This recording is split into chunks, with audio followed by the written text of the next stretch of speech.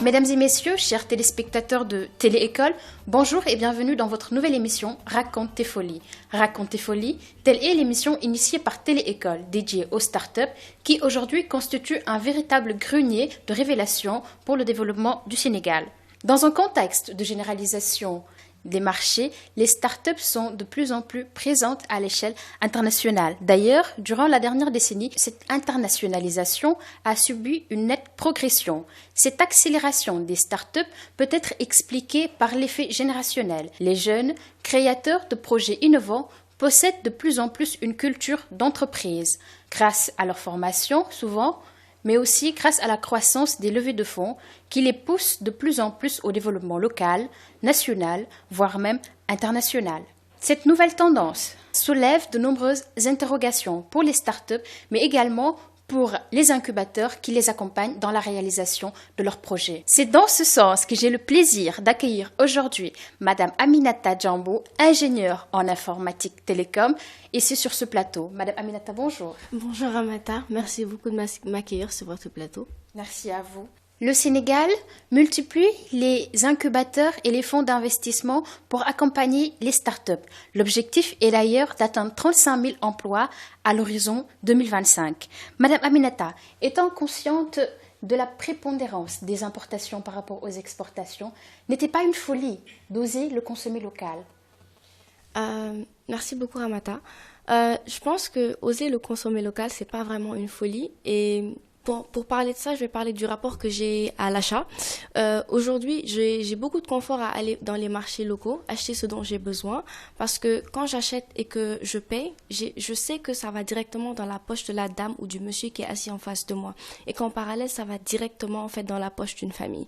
Alors que de l'autre côté, quand c'est un produit qui est importé, je ne sais pas d'où ça vient ni où mon argent va.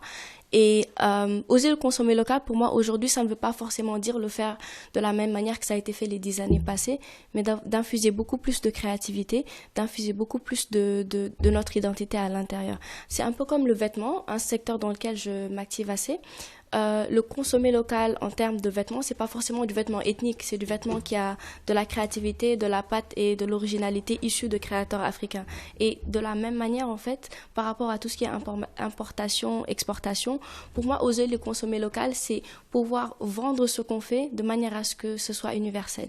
Pour moi, c'est un peu comme quand le chef Pierre Thiam, depuis New York, il arrive à faire des steaks vegan avec le fonio et que dans les grandes surfaces comme Whole Foods, le produit s'arrache assez facilement.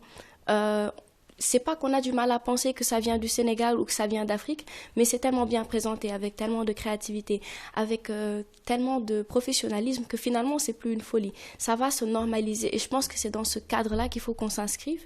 Toute personne qui évolue un peu dans le consommer local doit pouvoir universaliser son produit, son packaging et aussi l'utilisation du produit, de manière à ce que ça puisse se consommer autant localement qu'à l'international. Alors, comme à l'international, vous le disiez tantôt, vous êtes dans le consommer local, vous avez bien évidemment parlé de la marque de vêtements et vous investissez aussi sur le food, sur les produits locaux. Déjà que vous présentiez des repas aux entreprises et aux écoles. Donc, quel a été votre statut en tant que jeune pousse? Quels ont été les débuts de ce start-up? Je pense que le début, il a été très évident pour moi parce que la personne qui m'a poussée à penser à faire des repas pour les professionnels, c'est mon père. Donc, c'est une personne que je connais toute ma vie en vrai.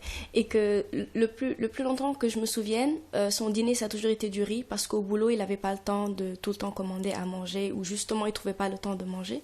Et ça me dérangeait assez qu'il mange du riz le soir vu que ça ne se digérait pas et qu'après, il allait se coucher. Et donc, je me suis posé la question, qu'est-ce que je pourrais lui servir à midi de manière efficace au boulot? Lui et ses collègues d'ailleurs qui avaient le même problème pour qu'ils puissent manger sain et varié et que le soir, ils puissent manger léger et aller dormir. Donc, c'est ce qui a marqué le début de Taste of Teranga en vrai. Et j'ai commencé à me demander, mais si eux, ils ont ce problème, combien d'autres personnes ont le même problème et à quel niveau je peux essayer de régler ce souci-là. Et donc, c'était évident que beaucoup d'entreprises ont ce petit souci. Les professionnels, des fois, ils sortent, des fois, ils restent dans le bureau, ils ne mangent pas ou ils mangent un peu à l'arrache. Donc, c'est beaucoup de fast-food. Et le même problème s'est un peu exprimé dans les écoles. Et, et pour commencer, en fait, il ne faut jamais se compliquer la vie. Je savais que chez nous, on avait une cuisine, qu'on savait cuisiner, qu'il y avait de la nourriture. On s'est dit, on va commencer par là, on va proposer le service à des personnes, on va voir comment ça marche.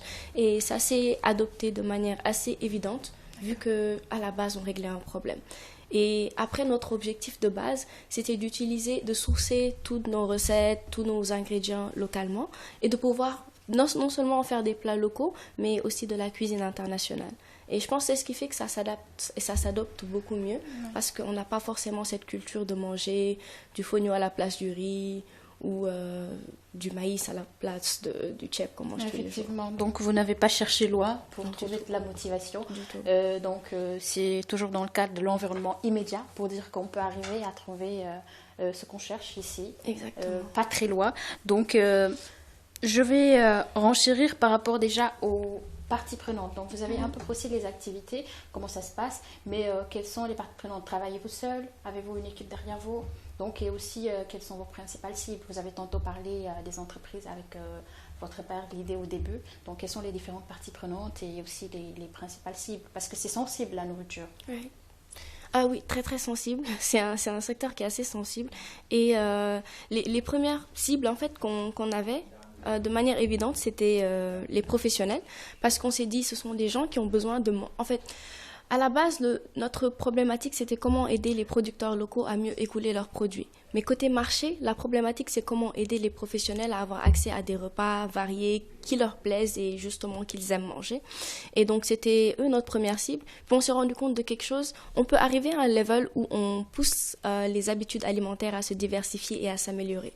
Et si on veut faire ça, il faut commencer par les générations les plus jeunes et justement les voir grandir et évoluer avec ça. Vraiment, notre objectif, c'est qu'à la fin, le Sénégalais puisse se dire « Sur ma table, je ne mange que du local ». Et j'en suis heureux et ça ne fait pas de ma nourriture quelque chose de monotone ou quelque chose auquel je suis beaucoup trop habituée. Et donc on se tourne vers les écoles justement pour donner cette habitude aux jeunes et aux enfants de déjà amorcer leur créativité par rapport aux produits locaux et de dire demain c'est eux qui vont nous sortir les innovations culinaires et c'est eux qui vont s'habituer à la manger. Donc ça c'est ça côté cible. Et côté partie prenante, tu as demandé si j'avais une équipe. En effet, au début, pour moi, c'était pas évident qu'il me fallait beaucoup de personnes avec qui travailler, mais après ça s'est précisé. Donc j'ai d'abord commencé à travailler avec ma mère et avec une cousine à la maison. Et finalement, plus je grandissais, je parlais du projet, plus les personnes s'y intéressaient et me proposaient de travailler avec moi. Et c'est ce qui aujourd'hui est en train de se préciser avec une équipe qu'on solidifie. Et au début, en fait, en lançant Taste of Teranga, c'était un concours auquel j'ai participé qui s'appelle Jigen Sitik. Donc, j'ai pitché le projet à ce concours-là qui est pour les jeunes femmes qui étudient dans les domaines de la technologie et qui ont des projets qui sont reliés à la technologie. Donc, le projet Taste of Teranga à la base, c'était une application qui pouvait permettre aux gens de commander leurs repas et de planifier leurs repas sur des semaines et des mois et pouvoir se faire livrer les ingrédients. Et c'est ce qui m'a permis d'amorcer le projet. Et donc, depuis lors, j'ai vu les parties prenantes un peu se multiplier parce que c'est une problématique qui relie... Enfin, trois choses qui intéressent aujourd'hui, c'est les femmes, la technologie et l'agroalimentaire. Et donc, autant côté consommateur que côté gouvernement, parce que c'est un concours qui est initié par le ministère des Postes et Télécommunications, il y a du soutien. C'est ce qui me permet de revenir directement sur les fonds d'investissement. Donc, vous l'avez entendu, initiés par le gouvernement. Donc, quelles sont véritablement vos relations avec l'État par rapport à la mise en place de ces startups? Alors, par rapport à la mise en place des startups, je vais d'abord parler de la formalisation, qui est un process qui n'est pas facile du tout pour les startupeurs. Et on espère qu'avec le SEN Startup Act, la loi qui est relative aux startups, le statut d'entrepreneur ici au Sénégal va s'améliorer parce que si on prend la position d'un jeune qui vient de commencer, qui n'a pas forcément de visibilité sur les prochaines années sur son business, mais qui est juste en train de faire un revenu régulier, quand on lui dit d'investir un minimum de 100 000 francs pour se formalisé dans son activité, ça rentre pas vraiment dans sa ligne de mire. Et c'est beaucoup de paperasse, c'est beaucoup de travail pour quelqu'un qui doit se concentrer à maîtriser son produit et à pouvoir se connecter à son marché. Donc côté formalisation, c'est pas si facile que ça, même si à côté il y a des structures comme la DEPME, comme la DER qui normalement donnent ce soutien aux startups. Mais je pense qu'il faut beaucoup plus pousser ce côté, on va aider les startups à non seulement se formaliser, mais à survivre les premières années. On dit que les startups qui se prouvent vraiment, c'est celles qui survivent les 3 premières années parce qu'elles sont très très dures. Mais pendant ces 3 premières années, si tu penses au fait qu'il faut payer des taxes, parce que si tu t'es formalisé, que tu vas avoir accès à certains marchés, il faut la paperasse, il faut le papier, et qu'il faut s'occuper des taxes, qu'il faut s'occuper de certaines redevances, alors qu'on est encore au step où on n'a même pas encore maîtrisé son process ou valider son produit ou son service, c'est un peu compliqué. Je pense que ces structures de l'État, si elles veulent vraiment supporter ces startups, de ce côté-là, il faut vraiment agir, il faut vraiment, quitte à mettre des zones franches pour les startups les 3 premières années, comme l'a fait le Togo d'ailleurs, il faut aller vers cela. Revenons un peu sur l'évolution de votre startup. Donc, vous disiez tantôt que vous étiez 3. Donc, comment a été ces débuts? Donc, c'était sûrement pas facile. Donc, quels ont été les principaux défis, les contraintes que vous avez eu à relever jusque-là? Je pense que la première année, qui vient de se terminer d'ailleurs, on apprend beaucoup plus de ses erreurs. La chose que je retiens le plus cette année, c'est que ce qu'on sait au début est moins important que les leçons qu'on apprend jour après jour, semaine après semaine. Je pense on a beaucoup maturé en termes de process et en termes de traçabilité, parce que au début, on ne se dit pas forcément qu'il faut toute cette structure, qu'il faut avoir des tableurs Excel pour tout ce qui est entrée et sortie. On y va assez en freestyle parce qu'on veut juste laisser parler sa passion, on veut juste régler un problème. Mais à un certain moment, pour avoir de la croissance, il faut avoir des données sur lesquelles se baser. Et je pense qu'en termes de process, on a assez grandi. On a cherché à se formaliser d'ailleurs très tôt. On a cherché à avoir des traces sur tout ce qui est opération financière, parce que c'est notre transparence qui fait notre évolution. Et je pense humainement, on a aussi beaucoup grandi parce qu'on a beaucoup écouté nos clients. Je pense au niveau des différentes startups avec qui on interagit, beaucoup meurent et arrêtent leurs activités parce que leur produit, leur service ne correspond pas aux besoins du client. Et j'ai eu tellement cette phobie en fait de tomber dans ça, parce que avant d'être entrepreneur, j'ai vraiment épluché énormément de données sur les startups, que ce soit des vidéos, du texte. J'ai rencontré des entrepreneurs tout au long de mon adolescence, donc j'ai beaucoup interagi avec eux. Et le fait de savoir que la clé de la réussite d'une entreprise, en fait, c'était pas de se replier sur elle-même, mais de toujours être au plus proche de ses consommateurs et de ses clients, m'a ouvert les yeux en fait sur le système de feedback qu'il faut que j'ai dans l'entreprise, la manière qu'il faut de toujours approcher les gens qui consomment ce qu'on fait, et surtout la manière aussi de traiter et d'interagir avec ses collaborateurs. Effectivement, ce relationnel est très important. Ouais. Cette notion de feedback est plus qu'impératif quand il s'agit d'entreprise. Mais revenons sur aussi le long terme. Donc, vous l'aviez dit, beaucoup de startups se mettent en place maintenant, et se posent un problème de durabilité. Donc, certaines meurent beaucoup plus tôt, d'autres dans l'œuf avant même de sortir. Exactement. Donc, quel a été, vous, le secret par rapport à cela, mais aussi en tant que femme? Donc, vous êtes jeune, start-upeuse, donc quelle a été, n'était pas une entrave, au fait, par rapport à la mise en place de cette structure? D'accord. Je vais commencer d'abord par dire que vous avez dit quelle a été la clé du succès. Je pense que je suis encore sur CITER. Il faut que je passe le cap des 3 ans. Mais je pense que la seule chose en fait qui peut vraiment te retenir en vie, c'est de te concentrer sur ton marché. Aujourd'hui, tout ce qui est start-up, c'est tellement plébiscité, il y a tellement de communication, de pub autour de ça, il y a N concours. Et il y a un risque, c'est d'aller de concours en concours, de gagner des prix, d'en gagner 10 dans l'année et de finalement n'avoir rien fait avec son entreprise. Et c'est un appel que je lance à tout jeune qui veut être entrepreneur, parce que c'est une erreur que j'ai faite au début, tellement j'étais focus sur les concours, tellement j'étais focus sur tel proposal que je devais écrire. J'en venais à délaisser un peu mon objectif principal qui était de régler un problème pour le marché. D'accord. Et je pense que si c'est même pas un secret, c'est quelque chose qui doit être communiqué à l'échelle large. Pensez marché, pensez à vos clients, pensez à les écouter, pensez à vous rapprocher d'eux et à améliorer votre offre de jour en jour. Je pense que ça permet d'être durable et de toujours être actuel. Parce que la technologie, elle passe très vite et les consommateurs, autant la technologie est rapide, autant ils sont exigeants.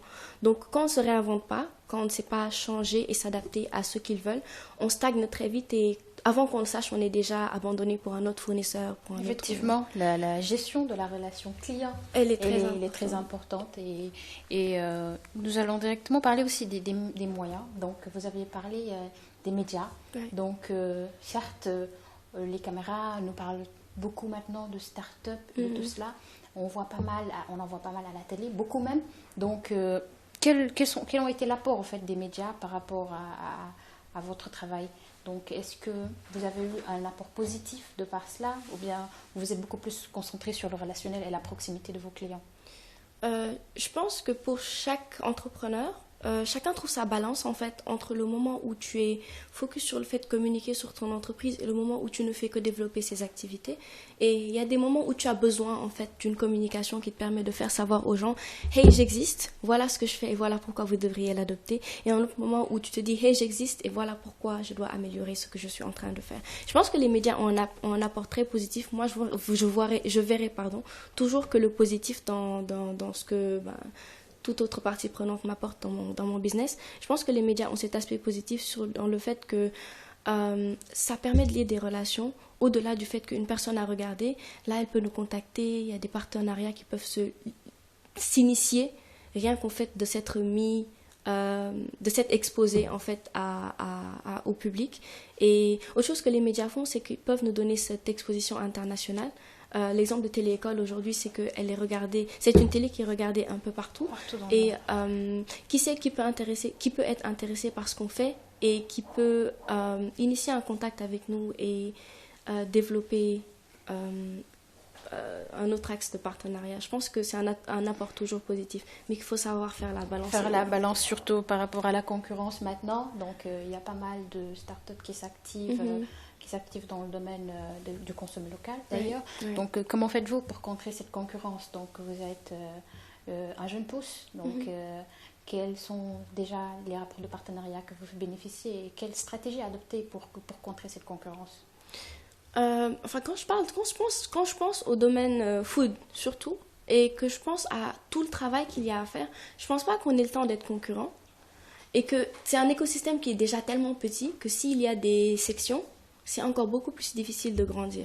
Aujourd'hui, je me dis que mon activité est complémentaire à tellement d'autres personnes qui sont dans le même écosystème et que c'est là où il faut penser justement écosystème et pas mon entreprise, son entreprise, l'entreprise de quelqu'un d'autre et voir les points de connexion, les points de synergie à travers lesquels on peut s'aider à grandir. Parce que c'est un domaine qui a besoin en fait que l'on se mette ensemble, qu'on crée une plateforme avec laquelle on monte.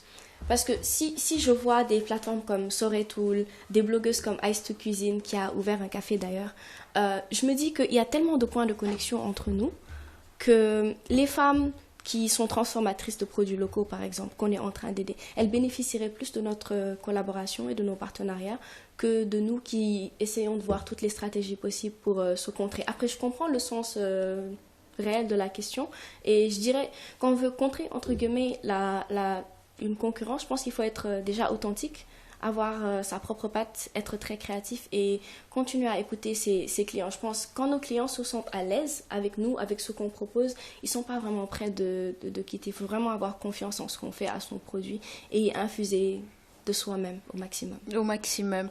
Alors Aminata, permettez-moi de revenir déjà sur les activités concrètement, comment ça se passe avec l'équipe, les livraisons et tout ça. D'accord. Avec l'équipe, on a un process assez détendu parce que je pense que le plus on s'amuse dans le process, le plus on va durer dedans. Et la première chose qu'on fait en fait, c'est d'essayer d'établir les menus semaine après semaine. Et ce qu'on fait en fait, c'est sur chaque menu, on essaie de voir c'est quoi le comfort food des gens et qu'est-ce qu'il faut insérer à l'intérieur qu'ils n'ont jamais testé mais qu'ils pourraient adopter. Et donc le test qu'on a fait une fois, c'est sur une semaine, on voyait que les gens aimaient beaucoup le riz et qu'ils commandaient beaucoup de riz, mais justement qu'on voulait interférer avec cette consommation-là. Et donc ce qu'on faisait, c'est qu'à chaque fois qu'il y avait du ñaritin, et donc soit du chou, yassa, etc., on mettait du fonio à côté du riz blanc pour voir à quel point les gens pouvaient adopter une nourriture différente. Et donc, ce qui s'est fait sur 2, 3, 6 mois, c'est que finalement, les gens demandaient plus le fonio que le riz, parce qu'ils se sentaient mieux après l'avoir mangé, parce qu'il était plus digeste. même si le riz local est déjà assez digeste comme ça. Et après ça, c'est après avoir établi les menus, je pense que les process se sont établis très vite. Il y a une personne qui cuisine, une personne qui fait la coordination. Après les livraisons, ça se fait assez facilement.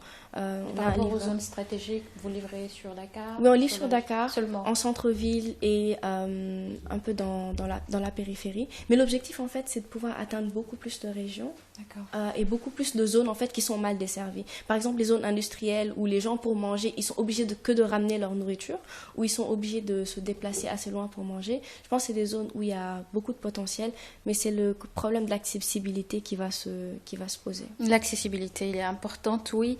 Alors ici, on retournait en arrière. Vous permettriez-vous de rêver encore? Absolument, et je le ferai 10 fois plus dans 10 industries différentes. Je pense qu'il faut rêver fou, rêver grand, mais rêver divers. J'aime beaucoup rêver divers parce que j'ai dit que je m'activais dans le vêtement, je m'active dans l'industrie agroalimentaire, mais j'ai X, Y, tellement de passion et tellement de zones dans lesquelles en fait il suffit que j'infuse un peu de moi-même pour ressentir une joie immense en fait au fait d'être utile un temps soit peu pour ma communauté. Donc je pense que je me donnerai la permission de rêver 1000 fois s'il le faut. Alors et quel serait votre message à tous ces rêveurs aussi et à tous ces porteurs de folie qui vous regardent aujourd'hui? Mon seul message, c'est peu importe le rêve ou la folie que vous portez, faites-le. Parce qu'on passe beaucoup de temps à l'idéaliser, à y penser, à le planifier. Moi, je suis une planificatrice née. J'ai des carnets de choses que je veux faire. Mais je pense que la seule chose qui m'a réellement donné du plaisir, c'est la chose que j'ai réalisée, les choses que j'ai réalisées. Donc, quel que soit votre rêve, cherchez la manière la plus accessible de le faire maintenant, là où vous êtes avec ce que vous avez. Alors, rêvez fou et rêvez grand, car ici, nous vous permettrons de rêver. Mesdames et messieurs, nous voilà à la fin de cette émission. J'étais en compagnie de Madame Aminata Djambo, ingénieure en télécom et start-upeuse. Elle a mis en place Test of Teranga, mais également une marque de vêtements appelée Djambo, toujours dans le cadre du consommer local. C'était un plaisir, Aminata. Un plaisir partagé, merci beaucoup. Merci, Aminata. Merci, chers téléspectateurs de Télé-École, la première chaîne de télévision 100% éducation en Afrique au Sénégal. Et d'ici là, rêvez fou, rêvez grand et venez nous raconter vos folies.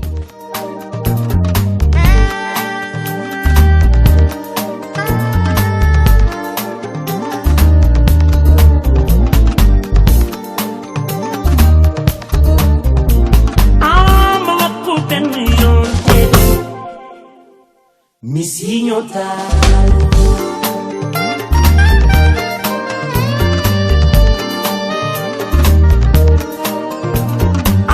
wax leen ko ñaari yoon te ñu def Misiñota